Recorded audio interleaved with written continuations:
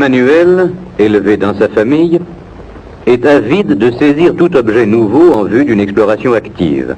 Totalement absorbé par ses manipulations, l'enfant prête peu d'attention à son entourage. Christine, régulièrement confiée à une crèche de jour, ne semble pas présenter un comportement différent de celui de l'enfant précédent. Essaie de les superposer, les récupère quand ils tombent. Elle aussi est tout absorbée par son jeu. Ces deux exemples nous ont montré le cas d'enfants dont les conditions familiales offrent toute sécurité. Par contre, lorsque ces conditions sont défavorables, le comportement du nourrisson va s'en ressentir, ainsi qu'en témoignons. Caroline, dont la mère s'est médiocrement souciée, est anorexique.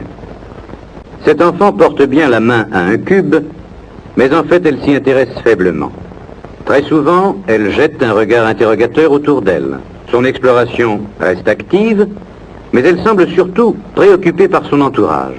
Véronique manifeste son refus en écartant ses mains d'un geste d'évitement.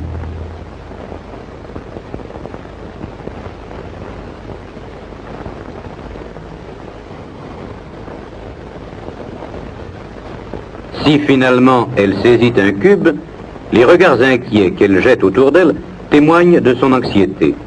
Son attitude est figée, elle ne joue pas. Jean, retiré très tôt à sa famille, épie attentivement les gestes du psychologue. La carence affective dont cet enfant a souffert semble faire primer chez lui le besoin de contact social qu'on pourrait motiver par le désir intense de l'enfant de trouver un substitut maternel. René se tient immobile devant les cubes.